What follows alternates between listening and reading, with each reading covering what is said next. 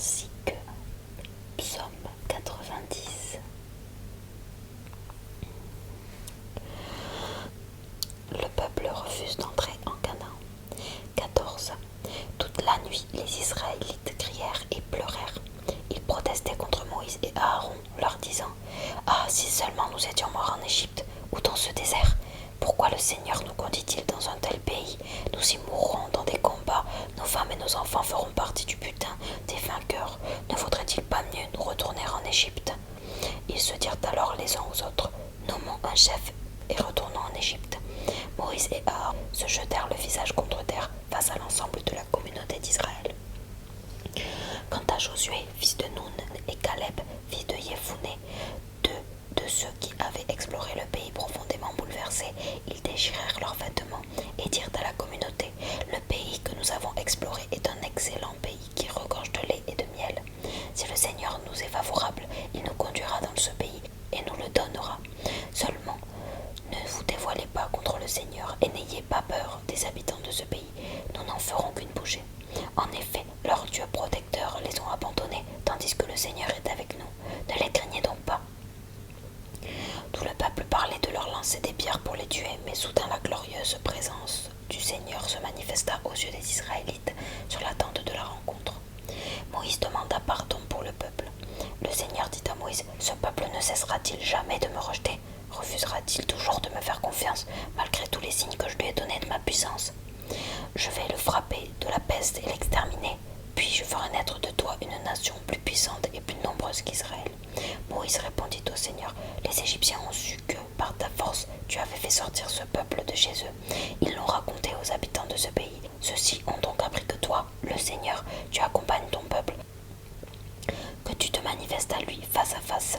Ils ont appris que c'est toi qui le protège, puisque tu marches devant lui, de jour dans une colonne de fumée, la nuit dans une colonne de feu. Si maintenant tu extermines ton peuple d'un seul coup, les nations qui ont entendu parler de tout ce que tu as fait vont dire : le Seigneur n'a pas été capable de conduire ce peuple dans le pays qu'il lui avait promis. C'est pourquoi il l'a massacré dans le désert.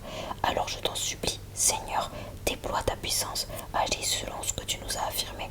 Je suis le Seigneur patient et d'une immense bonté. Je supporte les péchés et les désobéissances, mais je ne tiens pas le coupable pour innocent. J'interviens contre celui qui a péché, contre ses descendants jusqu'à la 3e ou la 4e génération.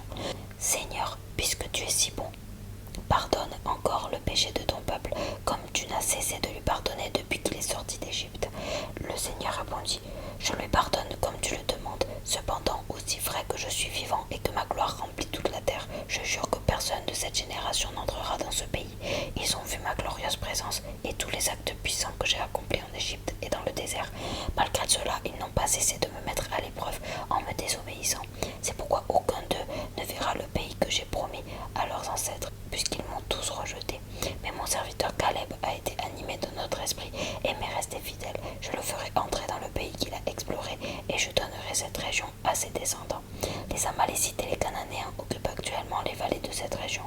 Demain donc, vous ferez demi-tour et vous repartirez par le désert dans la direction de la mer des roseaux. » Le Seigneur intervient contre son peuple. Le Seigneur dit encore à Moïse et à Aaron : « J'ai entendu les Israélites protester contre moi. Cette communauté insupportable ne cessera-t-elle jamais de le faire ? Allez leur dire ceci : aussi vrai que je suis vivant, moi, le Seigneur, je déclare que je vous traiterai selon les paroles que j'ai entendues de vous. Vous mourrez dans le désert, vous tous qui avez été recensés, dénombrés, et qui avez 20 ans et plus, vous mourrez puisque vous avez protesté contre moi. Je le jure, vous n'entendrez pas dans le pays où j'avais pourtant promis de vous faire habiter. Seuls y rentreront Caleb, fils de Yéphoné, et Josué, fils de Nun. Quant à vos jeunes enfants, dont vous disiez qu'ils deviendraient le butin des vainqueurs, je les ferai entrer dans le pays que vous avez en méprise, et ils le connaîtront. Vous mourrez donc dans ce désert, tandis que vos enfants y garderont leur troupeau pendant 40 ans. Ils supporteront ainsi les conséquences de votre infidélité jusqu'à ce que vous soyez tous morts dans le désert. Il vous a fallu 40 jours pour explorer le pays. Eh bien, c'est pendant 40 ans que vous subirez les conséquences de vos péchés. À chaque jour correspondra une année. Ainsi, vous saurez ce qu'il en coûte de s'opposer à moi. Voilà ce que j'avais à vous dire, moi, le Seigneur, et je vous assure que je vais vous traiter ainsi. Communauté insupportable liguée contre moi, jusqu'au dernier vous mourrez dans le désert. Ceux que Moïse avait envoyés explorer le pays et qui,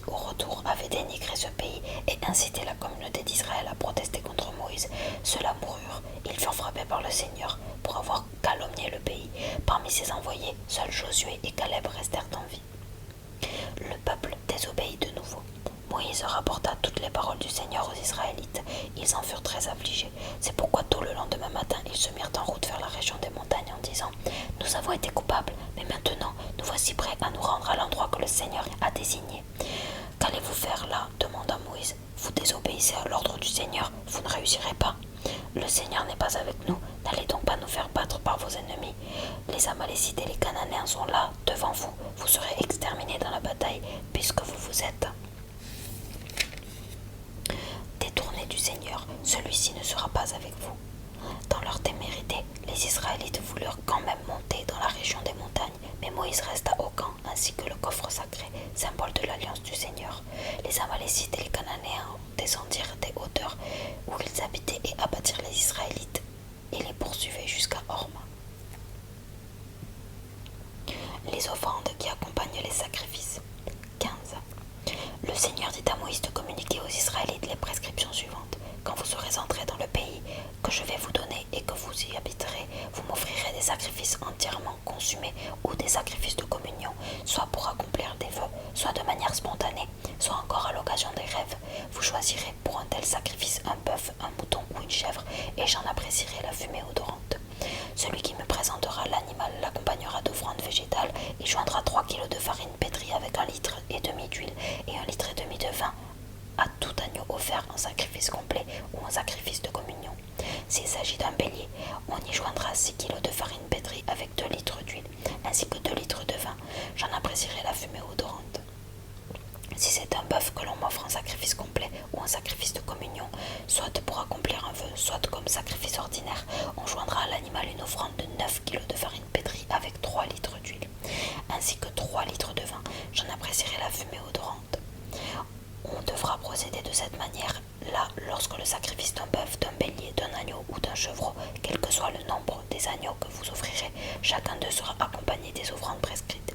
Tous les Israélites suivront ces descriptions lorsqu'ils m'offriront les sacrifices à la fumée odorante.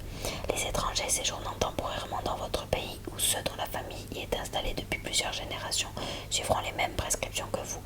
S'ils veulent m'offrir des sacrifices à la fumée odorante, les règles seront donc les mêmes pour tous les membres de l'Assemblée, pour vous les Israélites comme pour les étrangers, et elles seront valables pour toutes les générations à venir. Moi, le Seigneur, je ne traite pas les Israélites différemment des étrangers. Les lois et les règles sont identiques pour vous et pour eux. L'offrande des premiers pains. Le Seigneur dit à Moïse de communiquer aux Israélites les prescriptions suivantes. Quand vous serez entrés dans le pays où je vous conduis et que vous pourrez manger du pain cuit sur place, vous en prélèverez une partie pour me l'offrir. Avec de la pâte fraîchement pétrie, vous préparerez une galette d'offrande que vous me présenterez, comme me présente une offrande de grains après le battage des céréales. Ainsi vous m'offrirez la première galette que vous aurez cuite. Cette règle est valable également pour les animaux à venir. Les sacrifices pour un péché involontaire. Supposons que vous désobéissez par mégarde ou à des commandements que j'ai prescrits pour vous et vos descendants, par l'intermédiaire de Moïse dès les origines ou par la suite. Si la faute a été commise sans que la communauté s'en rende compte, c'est elle qui, dans son ensemble, m'offrira un troupeau en sacrifice complet. Quand j'apprécierai la fumée odorante, elle y joindra des offrandes réglementaires de farine et de vin, ainsi qu'un bouc, un sacrifice pour obtenir le pardon. Le prêtre effectuera ensuite le geste rituel du pardon des péchés et toute la communauté d'Israël, et ceux-ci obtiendront le pardon. En effet, il s'agira d'une faute involontaire pour laquelle vous m'aurez apporté une offrande consumée et un sacrifice pour le pardon. Le pardon sera accordé à l'ensemble de la communauté israélite et aux étrangers vivant parmi eux, car tout le monde aura été impliqué dans cette affaire. Si c'est une seule personne qui a péché par mégarde, elle devra offrir une chèvre d'une année de sacrifice pour le pardon. Devant moi, le prêtre effectuera ensuite sur la personne coupable le geste rituel du pardon, et celle-ci obtiendra le pardon. La règle sera la même pour ceux qui auront péché par mégarde, israélites ou étrangers vivant parmi eux. Mais si un israélite ou un étranger commet délibérément un péché, il m'offense et il sera exclu du peuple. Il sera responsable de son excursion pour avoir méprisé ma parole et violé mes commandements. Un cas de violation du sabbat. Pendant le séjour au désert, les Israélites surprirent un homme qui ramassait du bois un jour de sabbat. Ils l'amenèrent devant Moïse, Aaron et toute la communauté. On le mit sous bonne garde, dans l'attente d'une prescription de la peine à lui infliger. Le Seigneur dit alors à Moïse, cet homme doit être mis à mort. Que toute la communauté le tue en lui jetant les pierres à l'extérieur du camp. On obéit à l'ordre du Seigneur et on mena l'homme hors du camp. On lui jeta des pierres et il mourut. Les franges des vêtements. Le Seigneur dit à Moïse de communiquer aux Israélites les prescriptions suivantes pour vous et vos descendants. Vous ferez des franges au bord de vos vêtements et vous mettrez un fil violet. Vous porterez donc des vêtements à franges et quand vous verrez celles-ci, vous vous rappellerez mes commandements et les mettrez en pratique. Ainsi vous ne vous laisserez pas entraîner dans les cultes idolâtriques. Par vos penchants et vos désirs, vous pensez à mettre en pratique tous mes commandements et vous manifesterez ainsi que vous m'apprenez. Je suis le Seigneur votre Dieu. Je vous ai fait sortir d'Égypte pour devenir votre Dieu. Oui, je suis le Seigneur votre Dieu. Quatrième livre des psaumes. Psaume 90 à 106. L'homme passe, Dieu reste. 90. Prière de Moïse, l'envoyé de Dieu, Seigneur, de génération en génération. C'est toi qui as été notre sécurité, avant que soient nées les montagnes, avant même que le monde ait vu le jour. Depuis toujours, c'est toi qui es Dieu, et tu le resteras toujours. Tu fais revenir les humains à la poussière. Tu leur dis, retournez d'où vous êtes venus. Pour moi, 1000 ans sont aussi brefs que la journée d'hier déjà passée, ou quelques heures de la nuit. Tu mets fin à la vie humaine. Elle passe comme le sommeil du matin. Comme l'herbe qui pousse, le matin elle fleurit, elle grandit, le soir elle fane, elle est sèche. Oui, ta colère nous balaie, ton indignation nous terrifie.